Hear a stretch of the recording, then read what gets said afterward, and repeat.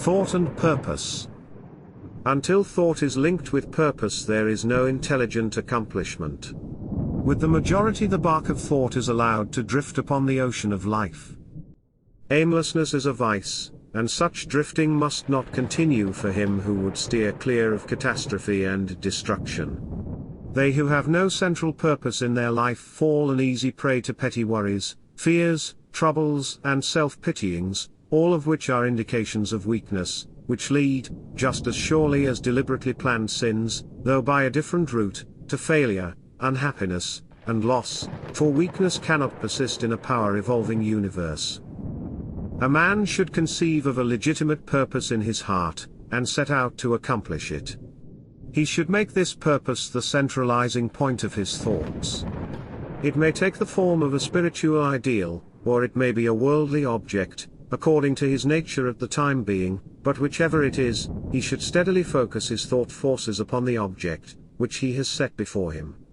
He should make this purpose his supreme duty, and should devote himself to its attainment, not allowing his thoughts to wander away into ephemeral fancies, longings, and imaginings.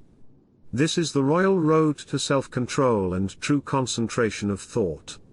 Even if he fails again and again to accomplish his purpose, as he necessarily must until weakness is overcome, the strength of character gained will be the measure of his true success, and this will form a new starting point for future power and triumph. Those who are not prepared for the apprehension of a great purpose should fix the thoughts upon the faultless performance of their duty, no matter how insignificant their task may appear.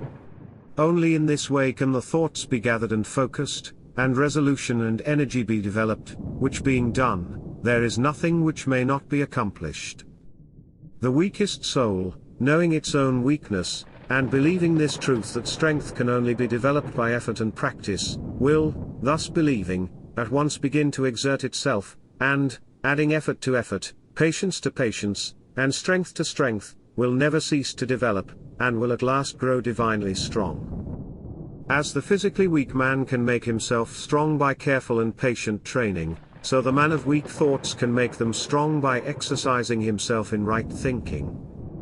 To put away aimlessness and weakness, and to begin to think with purpose, is to enter the ranks of those strong ones who only recognize failure as one of the pathways to attainment, who make all conditions serve them, and who think strongly, attempt fearlessly, and accomplish masterfully.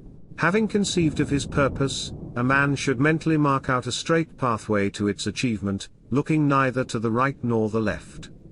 Doubts and fears should be rigorously excluded. They are disintegrating elements, which break up the straight line of effort, rendering it crooked, ineffectual, useless. Thoughts of doubt and fear never accomplished anything, and never can. They always lead to failure.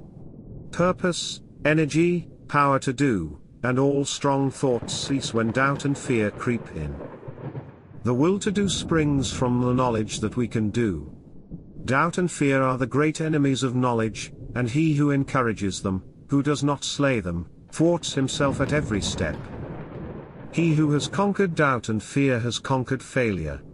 His every thought is allied with power, and all difficulties are bravely met and wisely overcome.